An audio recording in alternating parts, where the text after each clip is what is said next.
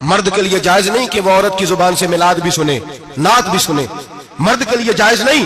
مرد کو مرد سکھائے گا، عورت سکھائے گی تو عورتوں کو سکھائے گی. بے شک آپ سویرے فتویٰ دیجئے کہ چھوٹی سی مسجد میں بیٹھ کے، چھوٹے سے کونے میں بیٹھ کے چھوٹا سا مولوی، اور وہاں تو اتنے بڑے مفتی ٹی وی پہ بیٹھے ہوئے ہیں، وہ غلط ہے تو صحیح ہے کیسے ہو گئے؟ سنو، میرے نبی پاک علیہ الصلوۃ والسلام کے مذہب کا حسن یہ ہے کہ اسلام کہتا ہے ایک نظر بی بی کو دیکھا کسی نے غلطی سے تو معافی ہو جائے گی، دوسری نظر شہوت سے دیکھا تو حرام ہے اس کے لیے، وہ پاکستان کا مولوی ہو یا سعودی عرب کا شاہ ہو، کسی کے لیے عورتوں کے بیچ پھرنا اٹھنا بیٹھنا جائز ہے؟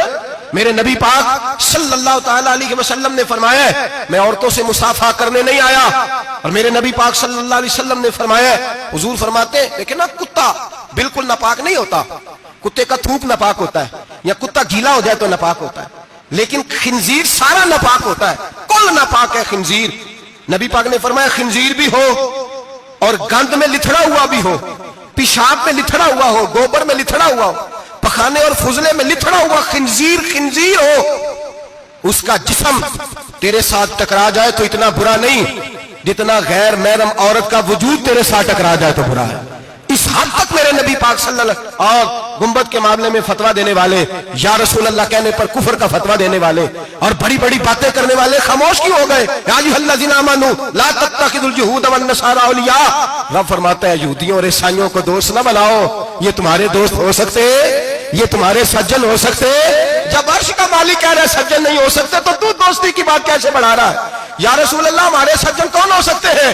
فرمایا تمہارا دوست وہ ہو سکتا ہے جو محمد عربی کا غلامی کرنے والا ہو، جو رسول اللہ کی نوکری کرنا ہو دوست ہوگا. دوسرا دوست ہو سکتا؟ کوئی ایکٹر مذہب نہیں سکھائے گا، کوئی گویہ مذہب نہیں سکھائے گا.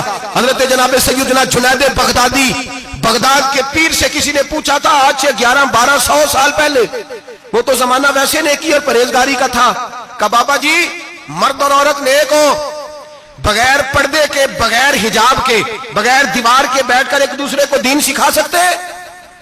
حضرت صاحب بتائیے، مرد اور عورت نیک ہو تو بغیر پردے اور حجاب کے ایک دوسرے کو دین سکھا سکتے ہیں؟ تو حضرت جنید بغدادی فرمانے لگے سکھانے والا حسن بصری ہو اور سیکھنے والی رابعہ بصری ہو تو پھر بھی بغیر پردے کے بیٹھنے کی اجازت نہیں.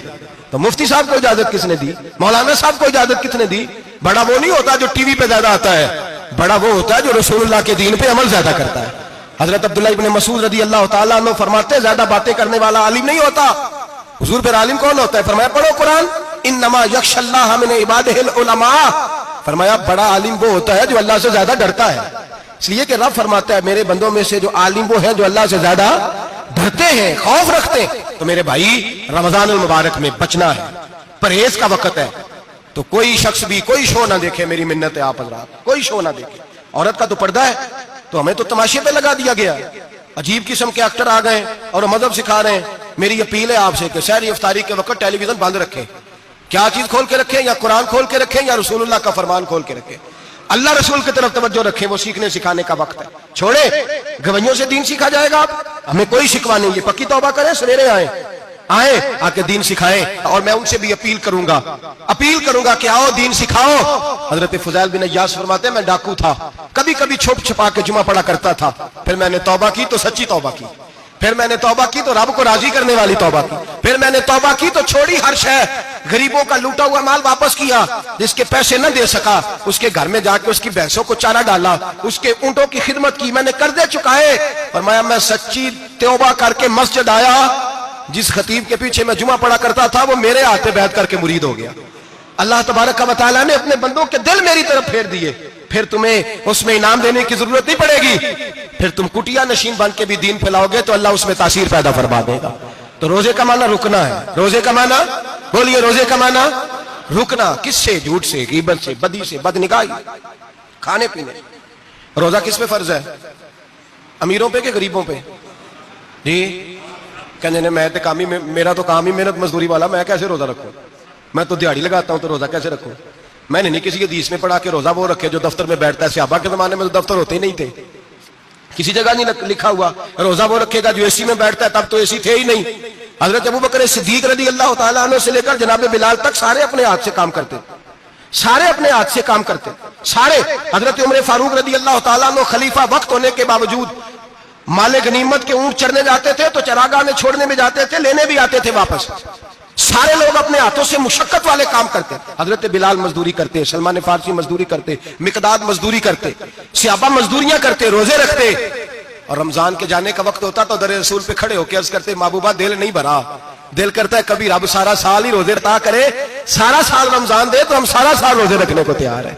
जज्बा था, ताकत थी, हिम्मत थी। आज नौजवान लड़का है, कहता है मुझसे भूख बर्दाश्त नहीं होती। मेरे भाई, रब बीमारी ला देना, अल्लाह से दुआ मांगे, अल्लाह शिफाए अता फरमाए, और दुआ करें अल्लाह आजमाए से महफूज फरमाए। आप यकीन करें, मैंने लोगों को देखा है, हलक से कतरा नहीं उतरता, खुराक की नाली लगी हुई है, आला ग़िज़ाएं पकी हुई पड़ी है, अर्श का मालिक कहता है मैं तेरे हलक से गुजरने नहीं दूंगा, कानून बन गया। मैंने देखा है ड्रिप पे लोग जिंदा है, बोतल लगी हुई है, ग्लूकोज की, गुजारा चल रहा, आला ग़िज़ाएं पड़ी हैं, लाखों रुपया तिजोरी में पड़ा है। मालिक कहता है तू नहीं खा सकता, तो वो खाने नहीं देता, नहीं खाने देता। एक शख्स यूरोप के इलाके का, मैं किसी कालम नवीस का पढ़ रहा था, वो कहता मेरी खरबों में जायदाद है, लेकिन मेरे मैदे में ऐसी तकलीफ है कि मैं आटे को छान कर जो ऊपर से बूरा निकलता है सिर्फ वो खा सकता हूं, उसके अलावा मैं कायनात की कोई नेमत खा नहीं सकता। और मेरे भाई, वो जब चाहे तो बड़े बड़े खाने खाने से तुझे रोक दे, तेरे दांत चबाने के काबिल ना रहे।